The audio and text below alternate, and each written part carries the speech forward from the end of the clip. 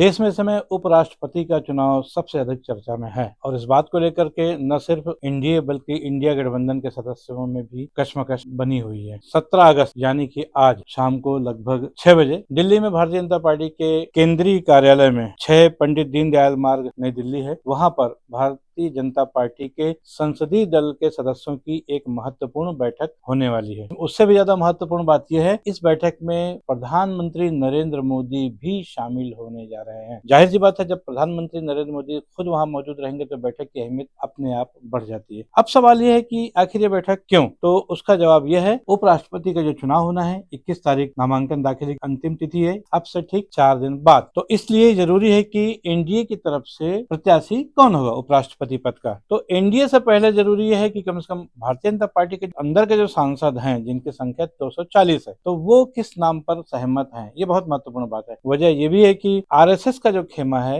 इन दिनों भारतीय जनता पार्टी से नाराज चल रहा है। तो 240 में से कम 60, 70, 80, 100 के आसपास आरएसएस के भी सांसद हैं। तो इसलिए ये बहुत जरूरी हो जाता है कि सबके साथ बैठकर एक बार रायशुमारी की जाए। इसीलिए आज शाम को 6 बजे किया जाएगा। आपको बता दें कि 2 दिन पहले 15 अगस्त को जबकि पूरे देश ने 19वीं सालगिरह मनाई अपनी आजादी की, और उसी दिन शाम को भारतीय जनता पार्टी के राष्ट्रीय अध्यक्ष जेपी नड्डा के निवास पर भी एक महत्वपूर्ण बैठक हुई। और उस बैठक का भी पूरा जो मकसद था वो था सिर्फ और सिर्फ उपराष्ट्रपति पद का चुनाव और उसके लिए प्रत्याशी का चयन। आपको बता दें कि जेपी नड्डा के साथ जिन 2 लोगों ने इस महत्वपूर्ण बैठक में हिस्सा लिया वो थे केंद्रीय गृह मंत्री अमित शाह और रक्षा मंत्री राजनाथ सिंह। तो इन तीनों बड़े नेताओं ने, कहा जाए तो गलत नहीं होगा, आपस में बैठक की और इस बैठक में चर्चा की कि आखिर क्या किया जाए। और वैसी चर्चा को आगे बढ़ाते हुए आज 17 अगस्त के शाम 6 बजे संसदीय दल जो बीजेपी का है उसकी बैठक में उस नाम को अंतिम मोहर लगाया जाएगा और उसके बाद 21 तारीख को नॉमिनेशन होना है। यहाँ यह बताना लाजमी है क्योंकि नवंबर में इसी साल बिहार में विधानसभा चुनाव होने वाले हैं और उसके बाद 2027 में उत्तर प्रदेश के भी विधानसभा चुनाव होने वाले हैं। तो 2 बहुत इंपॉर्टेंट राज्य हैं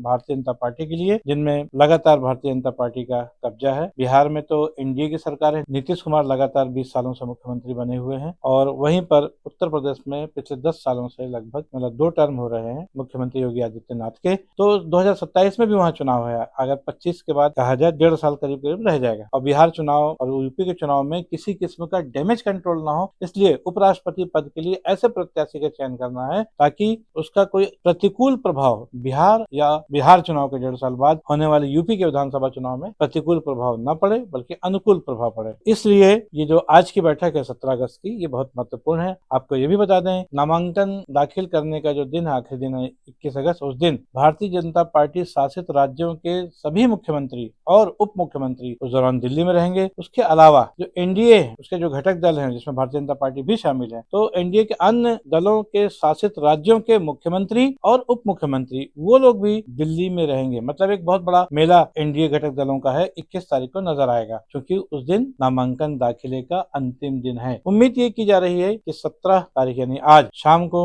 जब भारतीय जनता पार्टी अपने हिस्से से एनडीए के लिए किसी नाम पर सहमति बना लेती है तो उसके बाद वो एनडीए से चर्चा करेगी, एनडीए के अपने घटक दलों के साथ, और उसके बाद उस प्रत्याशी को 21 तारीख का नामांकन दाखिल कराया जाएगा। आपको ये भी बता दें कि इंडिया गठबंधन भी इसी बात का इंतजार कर रही है, पहले एनडीए अपने प्रत्याशी का ऐलान करे और उसके बाद एक साझा उम्मीदवार इंडिया गठबंधन की ओर से भी इस बार जोर शोर के साथ चुनाव मैदान में उतारने की तैयारियां चल रही हैं। ये माना जा रहा है कि एनडीए निसंदेह कुछ चौंकाने वाला नाम, जैसा कि वो हमेशा लेते आई है, इस बार भी लाएगी। वर्तमान समय में जो नया उपराष्ट्रपति जिनको बनाया जाए उनमें सबसे ऊपर नाम जो है वर्तमान उपसभापति हरवंश नारायण सिंह का चल रहा है। उसके अलावा दिल्ली के उपराज्यपाल वीके सक्सेना, जम्मू कश्मीर के उपराज्यपाल मनोज सिन्हा और गुजरात के राज्यपाल आचार्य देवव्रत के नाम शामिल हैं। इन चारों के नामों पर भारतीय जनता पार्टी गहन चिंतन मनन कर रही है, लेकिन उसको आरएसएस का समर्थन देना अभी बाकी है। और आज जब संसदीय दल की बैठक होने वाली है उसमें इन 4 नामों पर चर्चा होगी, तय है, लेकिन इसके अलावा भी कुछ नाम नए सामने आ सकते हैं क्योंकि बिहार में चुनाव होने जा रहे हैं। इसलिए बिहार में मुस्लिम आबादी भी जबरदस्त है और मुस्लिम मतदाताओं को रिझाने के लिए अप्रत्याशित रूप से अगर कोई मुस्लिम नाम भी भारतीय जनता पार्टी सामने ले आए तो कोई बहुत बड़ी बात नहीं होगी। और इनमें आरिफ मोहम्मद खान जो कि वर्तमान में बिहार के राज्यपाल हैं, एक सशक्त दावेदार के रूप में अभी माना जा रहा है उनके नाम को। और उसके अलावा गुलाम नबी आजाद जो कि भले ही कांग्रेस छोड़ चुके अलग अपना दल बना चुके हैं, लेकिन वो निरंतर प्रधानमंत्री नरेंद्र मोदी और भारतीय जनता पार्टी के तमाम वरिष्ठ नेताओं के संपर्क में। बहरहाल आज शाम को ये उम्मीद है उपराष्ट्रपति पद के लिए जो इतने नाम चल रहे हैं उसमें जो कोहरा छाया हुआ है, एक स्पष्ट नाम नहीं आ पाया है, शाम तक वो नाम तय हो सकता है। बहरहाल तब तक इंतजार कीजिए और बने रहिए न्यूज T20 के साथ। मैं हूं बीडी निजामी और आप देख रहे हैं न्यूज T20। उपराष्ट्रपति पद के चुनाव से संदर्भित हमारी एक खबर आपको कैसी लगी, इस पर अपनी राय अवश्य दें। खबर को लाइक करना ना भूलें और चैनल को सब्सक्राइब करना भी। कल फिर मिलेंगे किसी नई खबर के साथ, तब तक के लिए दीजिए इजाजत। जय हिंद, जय भारत, जय छत्तीसगढ़।